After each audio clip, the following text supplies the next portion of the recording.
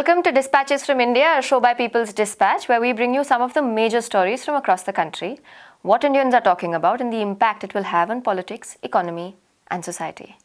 We first get into our News This Week section. We start with a grief-stricken story from the city of Kannur in Kerala. A fisherman and a member of the CPIM, the Communist Party of India Marxist, Haridasan, who was 54, was hacked to death allegedly by assailants affiliated to the Rashtriya Swayamsevak Sangh, the RSS. This is the ideological parent of the ruling party at the centre, the Bharatiya Janata Party or BJP. The assailants were reportedly waiting near Haridasan's house near the seashore, hacking him to death on his return. His brother and relatives who live in the vicinity reached the spot, but their attempts to save him were in vain. This is, however, not the first incident of right-wing violence on communists in the state. Here is Students' Federation of India Central Committee member Nitish Narayan shedding some light on the issue. The history of RSS killing against the communist activists started some 60 years back, when communists were there on streets to resist the attempt to spread communal hatred and violence. RSS had declared in India that they have three enemies, first being the Muslims, then the Christians, and third one being the communists. In Kerala, the communists have been the first target of the RSS for many years. And in the recent time, RSS have more violently attacked and killed many communist activists, Punol Haridas being the last person. Many more might also follow. This is also an attempt to destabilize the Kerala society, also to hide the people's-friendly alternative policies being taken up by the left-front government. I also reiterate that this brutal incident of the murder of a communist activist took place on 21st February when the left workers, activists were getting ready to celebrate the publication of Communist Manifesto on the Red Books Day. On the one side, communists are celebrating books. On the other side, RSS is taking blood. It is barbarism versus humanism. It is socialism versus fascism. It is book versus blood. Many sections in the country have been disappointed with the Union Budget 2022-23 for not addressing their concerns. A number of organizations representing urban workers, farmers and agricultural labourers held a demonstration at Jantar Mantar in New Delhi today. The All India Kisan Sabha, Centre of Indian Trade Unions and All India Agriculture Workers Union convened to express their disappointment with the budget they believe will further push the working class in India towards poverty. We spoke with Viju Krishnan, All India Joint Secretary of the All India Kisan Sabha, on the matter. Today, there were countrywide protests called jointly by the Centre of Indian Trade Unions, the All India Agriculture Workers Union and the All India Kisan Sabha against the betrayal in the recent union budget. The budget has totally disregarded the concerns of the farmers and the working class. It rather is more like seeking a revenge on the farmers and the workers for the victory that they have achieved in the united struggle that happened from a historic struggle for more than 1 year in India.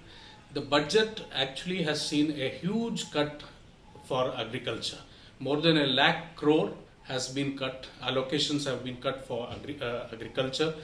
There has been cut of rural development allocations also has been cut. Even for employment generation in the times of pandemic, agriculture workers, for the poor, it could have helped them in the times of the pandemic. Even for NREGA, the Rural Employment Guarantee Act, there has been a drastic cut. Simultaneously, we also find that for food subsidies, fertilizer subsidy, there has been a big cut that has taken place. So this budget has been totally anti-poor, anti-farmer, anti-working class. Against that, we have had thousands of farmers and workers across the country who have had protests today, and there would be a prolonged campaign which would be taken across the country to expose the pro-corporate face of the BJP government and expose the fact that this budget is anti-people. Next, we get into our In Focus section where we take a deeper look at some of the burning issues in the country. This month marked the first anniversary of the coup in Myanmar, where the military overthrew the government led by Aung San Suu Kyi. The past year has been brutal, with various sections of the population facing heavy repression. There has also been no solution to the dire crisis of Rohingya refugees who live in difficult conditions in many neighboring countries. On February 22, Rohingya refugees and rights activists staged a protest in New Delhi. Here is what they had to say.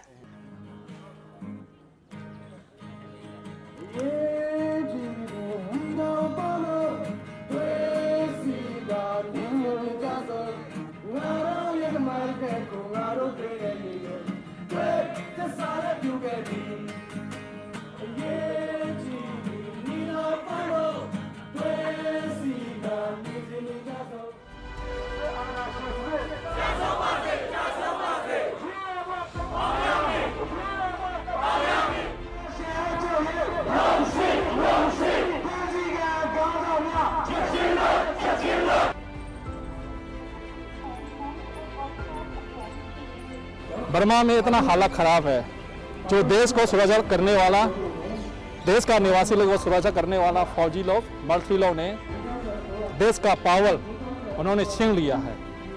देश का निवासी लोगों को सुरक्षा देने का बदले में जो जो से मारता पीटता, जनता का, पब्लिक का हर घर, हर प्रॉपर्टी छीन लेते हैं, चला लेते हैं। उसी खिलाफ हम लोग यहाँ विरोध करने के लिए आया। बर्मा में अभी तानाशाही दोबारा आ गया, 1 साल हो गया।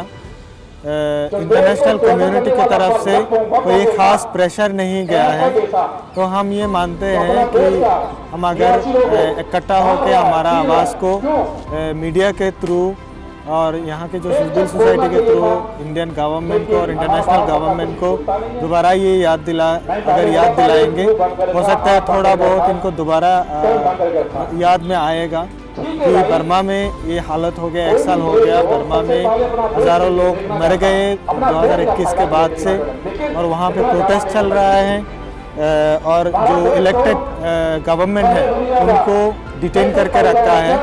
तो हमें जो है इंटरनेशनल कम्युनिटी का सपोर्ट चाहिए, स्पेशली भारत सरकार का सपोर्ट चाहिए, यह हम दोबारा याद दिलाना चाहते हैं। And finally, we are in Manipur, a state that finished 50 years of its statehood in the year 2022. It will begin polling on Feb 28 for the 12th Assembly elections in the state. To give you a brief history, Manipur was an independent state from 1947 to 49, after which it merged with the Union of India. In 1963, it was declared a union territory, and in 1972, full statehood was achieved by the state. Our team spoke with some young women from the state addressing their concerns and disappointments with the government. This coming election, I can see the involvement of youths very well. Like even in going for campaigns and all, the youths have played a major role, and even in social medias and all, the youth plays a major role. And as for the involvement of women, I see a vast changes in the involvement of women. There are women involved in bureaucracy as well as, and also in execution and all. But yeah, in legislature, the percentage of women involved, as for the past years, it's not very much. But this year we have seen many women candidates coming out. That's a good sign. From what I have seen during this past BJP rule, they were very biased. And I have faced some problems quite myself personally on that also. So I prefer Congress over it. This is going to be my first time voting for the election. But then when Congress was when Congress was ruling before the BJP came, there was not so much of an issue of getting jobs. So it's not just about jobs. Means like we didn't have to be that much scared of going out here and there or certain things as a girl, as a woman. So, but now that BJP are ruling, there are certain crimes that's happening, and it's not just about our safety, but it's more about if we talk about education also, there are issues that how do I say, because of corruption, to be very frank.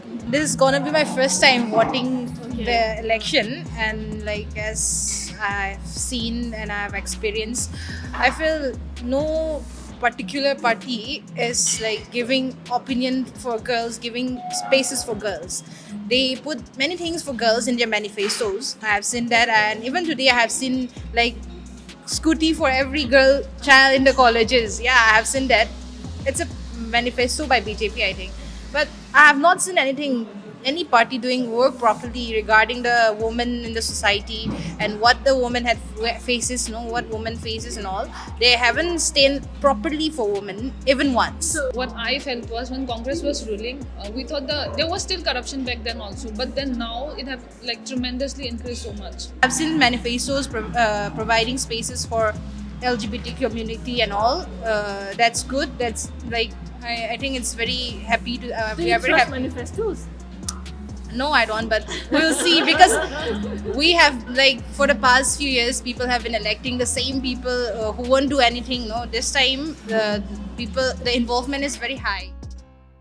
Right now, we have so many candidates who had like doctorate degrees, who are retired from high officials and all. We have all that, but I think empathy is a very important quality that every candidate must have.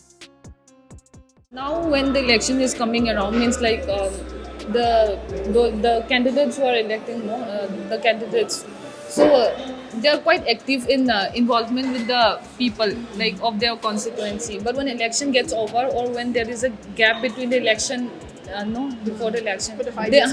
for the 5 years, they don't involve that much with the people. So I want them to have little involvement with the people. Be consistent. Be consistent, because we can see them coming only when the election is quite near. They don't do that when the election is over.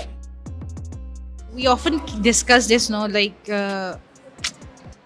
you get a job in Manipur? Because it's there where it all started. So yeah, I'm planning to come back here in Manipur and like start a life here. So yes, because yeah, we need to do something.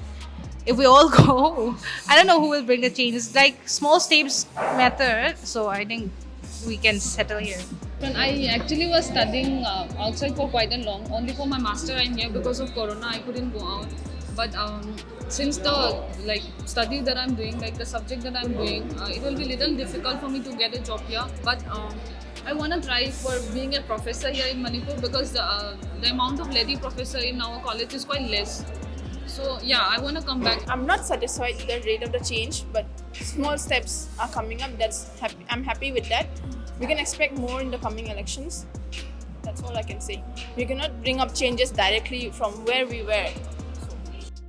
And that's all we have for this episode of Dispatches. We will be back next week. Until then, keep following peoplesdispatch.org. Thank you for watching.